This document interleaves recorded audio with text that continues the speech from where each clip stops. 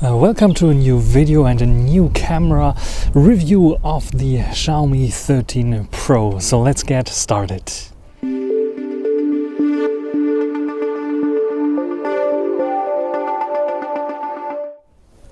So the Xiaomi 13 Pro comes with a triple 50 megapixel camera setup consisting of the IMX 989 sensor, which is a 1-inch type sensor, as well as an ultra wide angle and a 3.2 times telezoom 50 megapixel sensor as well.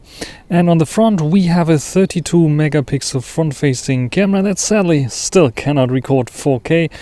But yeah, let's check out the videos first.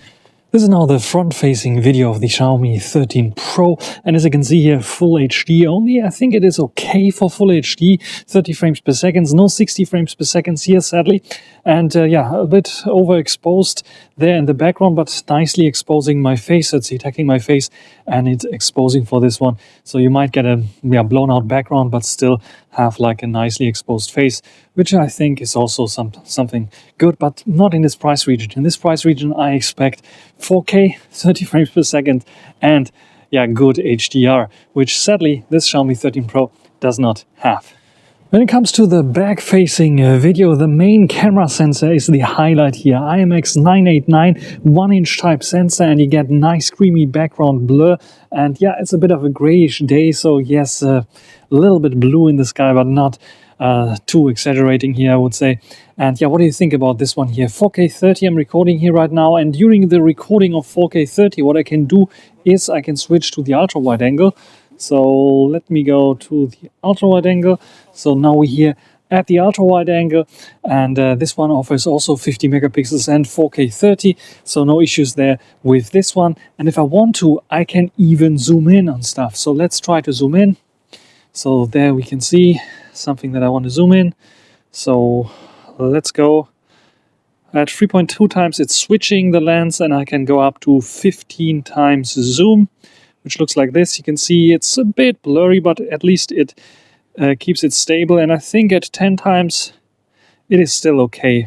So what do you think about the zoom capabilities here? Of course, there is a dual video mode available for the Xiaomi 13 Pro, as well as all the other modes available, Vlog mode and Super Moon and everything under the more that you can find there. Some of those you have to download because they're not downloaded by default, but yeah, they can be useful in certain situations, and you can do such things like this, for example. Sadly, some of them are limited, just like the dual video mode at 1080p, because yeah, the front-facing camera sadly can only do 1080p.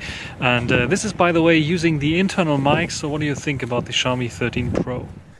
Let's start with the photos here. On this very gloomy, rainy kind of day, I shot most of the shots with the Leica authentic mode. If I use a different mode, I will tell you about it. This is the main 1.0 inch type sensor that we have here, and you can see it's doing a quite good job in this dim lit situation. Towards the edges, not so much smudging, everything nice and sharp.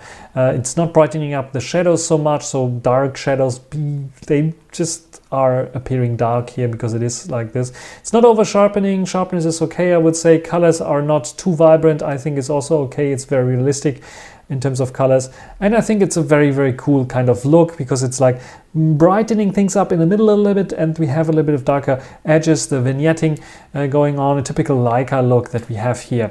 When it comes to 10 times zoom in this mode, we can see that it is struggling a bit. So there's a bit like of actually there's 15 times zoom here.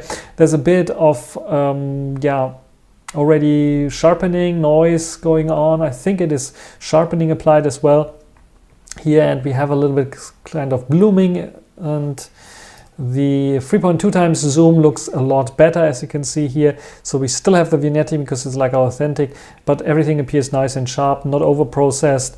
Shadows are shadows, so they're not like raising up a little bit. There's a little bit of noise that you can see and sharpening going on. The overexposure here in lights is, I think, also normal for Leica Authentic because it doesn't have so aggressive of an HDR, so that's typical and okay. When it comes to dim lit situations indoors and selfies look quite okay as long as you don't go to 100%. The 32 megapixels are not really helping. We have a lot of noise going on here already. Sharpness is not really there. It's a bit soft because it has to denoise a lot here. And then we have overexposure as well here. The sun, I wanted to say, is actually a light that is like overexposing my face here. So it's not doing a good job here, I would say. So I can also see the noise here in the background. I saw already better also in dim lit situations. When it comes to night situations, this is the ultra wide angle. At first glance, yeah, still doing something, you can still see something, but as soon as you zoom in, it's like very, very soft and mushy because probably denoising algorithm kicked in and made everything look a little bit better. This is, by the way, done with a Leica Authentic mode. You can see the vignetting, and then we have the also Leica Authentic with the main camera lens, the main sensor 1.0 inch type, much better, much brighter, much more accurate colors as well. A bit of sharpening applied there, here and there, and the details are not so much because it's also only 1 inch size sensor and it's still great. Let's compare it with the vibrant mode. You can see the vibrant mode. First of all, it's a slightly different angle, but the vibrant mode is brightening things up a little bit more. Just look at the green grass here, quite a bit dark, and then look at this here. It's not green anymore because it's like taking the color of this little lamp here, but it's brightening things up a little bit, changing it to a bit warmer color. You can see a bit of more noise. Actually, it's artifacts from sharpening because it's trying to sharpen things up. So yeah, which one do you like better? This is a more realistic kind of shot with the vignetting, maybe not always like what you want. So maybe the Leica Vibrant mode gives you a bit more, yeah, flatter look here that you might prefer. When it comes to the zoom lens, the zoom lens shot is like very, very blurry because it's like, yeah, not much noise going on. Either it's like denoising a lot or it's just simply very, very blurry with the 3.2 times zoom. Forget about it. But 3.2 times zoom is a good example because this one has a special feature, portrait mode, and this is, I think, one of those camera systems in a smartphone that is optimized for portraits very, very well. So we have a dedicated portrait mode which uses here in the first filtering options the 50 millimeter kind of equivalent lens, which is utilizing actually a crop into the main sensor, 50 megapixels, a 12 megapixel image is coming out of there. So it's literally cropping into the sensor and using the center 12 megapixels to take this shot. I think it's doing quite a good job. My face is not too sharp, but it's not too soft where I would say it's bad. I think the bokeh is quite okay, even though it is a bit of fake, as you can see here, but I think it's handling my hair still okay, and it's not looking too artificial, I would say, in this case. There's, of course, because it's Leica Authentic, we have this a typical Leica look here with a little bit more like exposure here in the middle and towards the sides, like this vignetting. And when I go into the other filter, you can see that we have now a equivalent of, I think, 75 millimeter. It's using the 3.2 times zoom lens now, and my face is much sharper. It's a bit of more contrasty kind of look, like Authentic again, but also I think with the bokeh it's overdoing it and has some issues here. As you can see here, it's like blurring this out, but this side it's not blurring out, even though it should be on the same plane level. So yeah, it's having some issues here and there. Also with my hair, I think it's still doing an okay kind of job, but the next shot you will see it's overdoing it. This is another filter which is adding even more kind of bokeh effect here, and it's too artificial in this case.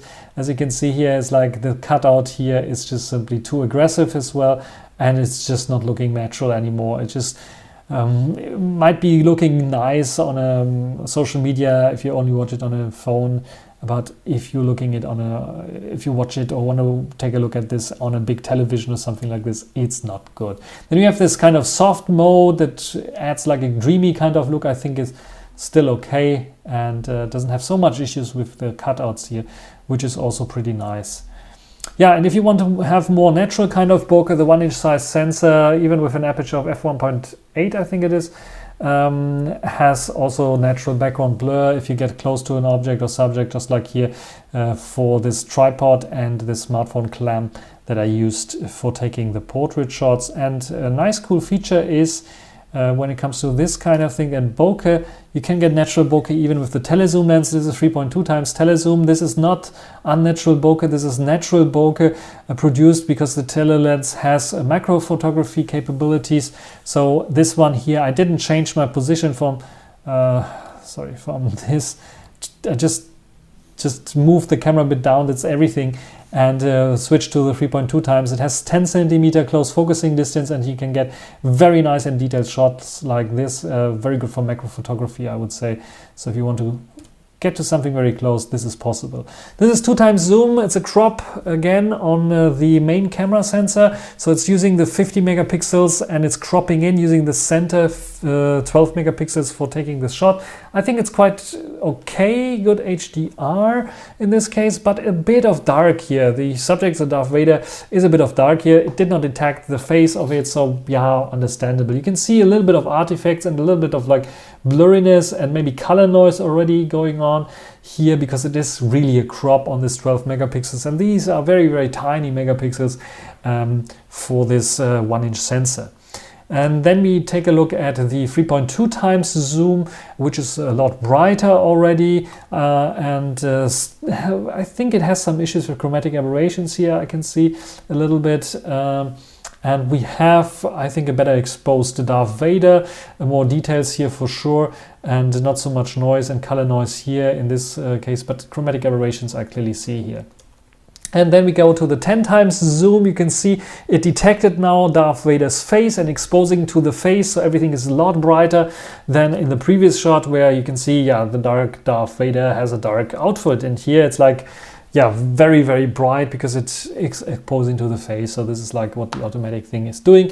If I zoom in, you can see in the zoom out stage 10 times, it's still looking fine, I would say. Dial down a little bit the exposure and you have a nice photo. But if you go to 100%, want to use a crop or something, you can see it's very artificial. And I saw already better 10 times zooms here. I think it is not a hybrid zoom and not marketed as hybrid zoom. And I wouldn't want to do it. If you want to have better zoom capabilities, get a 12S Ultra. It has 5 times zoom, and the 10 times zoom looks way better than this one here.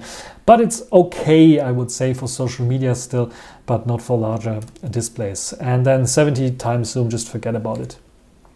Ultra wide angle, this time I switched to the Leica Vibrant mode to show you this as well. So here we have the ultra wide angle. Ultra wide angle is doing quite a good job. I think the ultra wide angle here is not overdoing it with sharpness applied, especially in the Vibrant mode. We see a little bit of sharpening, but it's way less than what it was on the 12S Ultra with the ultra wide angle.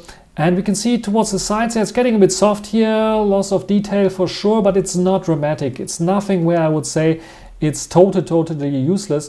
It's, I think, quite okay and a good shot. A zoom shot here with the 3.2 times zoom shot, I think it's on par with the ultra wide angle. You can see it's getting a bit soft towards the sides here as well here. The action freezing is not so good.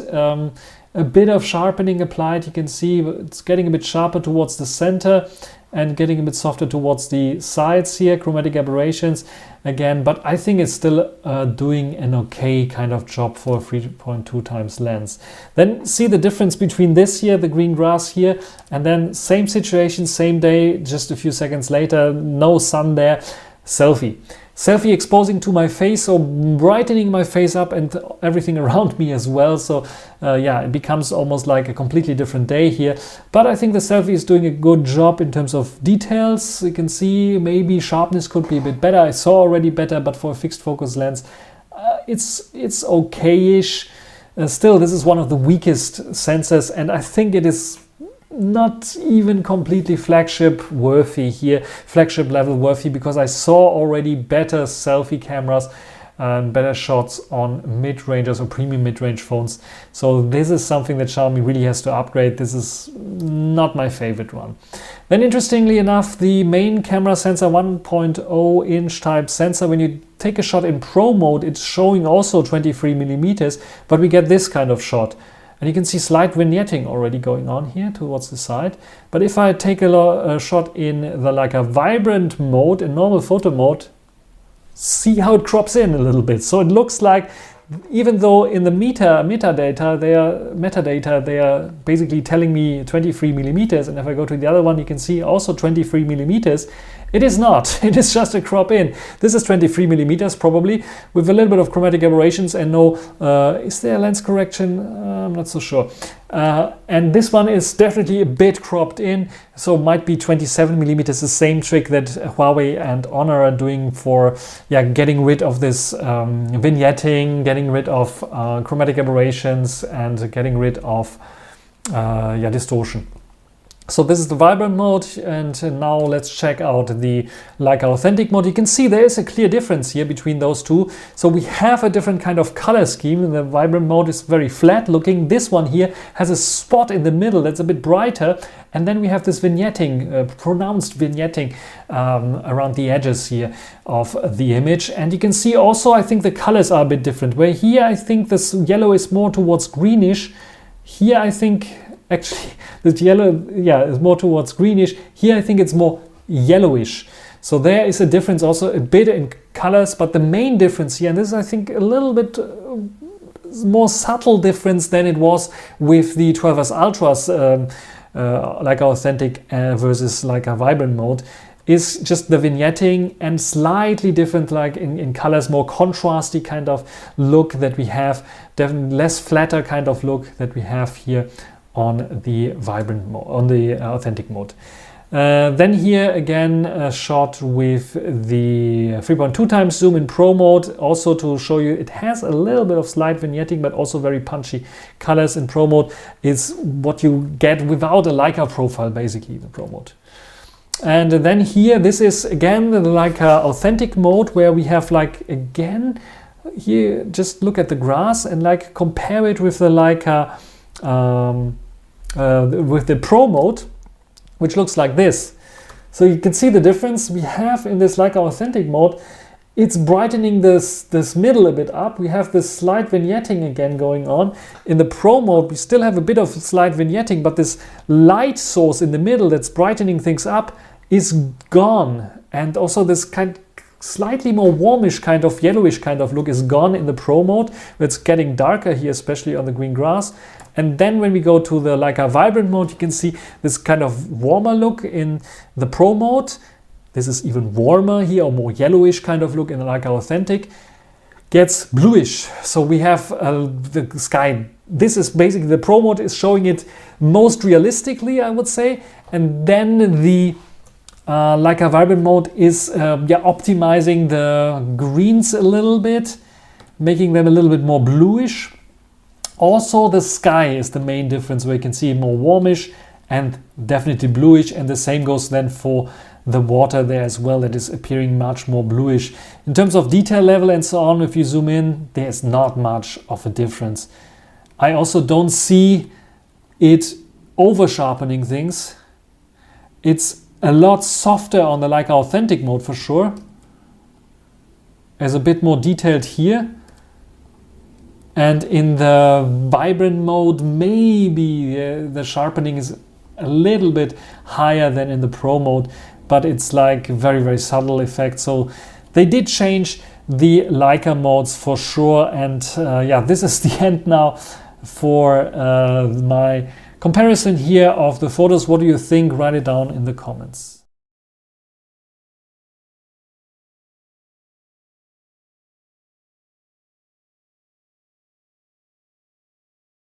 So what do you think about the Xiaomi 13 Pro and its camera system? I really like the camera system. I think they improved a little bit upon the processing of the Leica colors. So Leica Vibrant and Leica Authentic are not so, they don't have such a big difference and such a big contrast in their looks and feels. The Leica Authentic mode is still the more stylish kind of Leica feeling that you will get out there, but without being too soft or no HDR applied like it was on the 12S Ultra. So I really, really like what they did there with their looks. Otherwise, I think the main upgrade here is the portrait lens, and I call it portrait lens because it is meant for portraits or even macro lens. It's like doubling as portrait and macro lens. What I really wish for the ultra version of this one is basically combining both the 12S Ultra with the 13 Pro. So having an Ultra with one lens more that has the portrait lens of the 13 Pro plus the 5 times, maybe even 10 times zoom lens that the 12S Ultra has, with the ability to zoom in a little bit further and for quite good zoom shots. Then I think the price for 1,300 euros might be then something that I can live with. Otherwise, this device for the price of 1,300 euro is offering a little bit too less, I would say, especially in the zoom department. But otherwise, I like the portrait lens really, and I think it might be also something that is very useful and handy, because how many times are you really zooming 10 times for creating a good, realistic shot? Not so much. How many times are you taking a portrait shots of people? Much more, or pets or animals or objects even, like that you want to have sharp and in focus with nice background blur because you want to show something, a little detail on a little toy or something like this.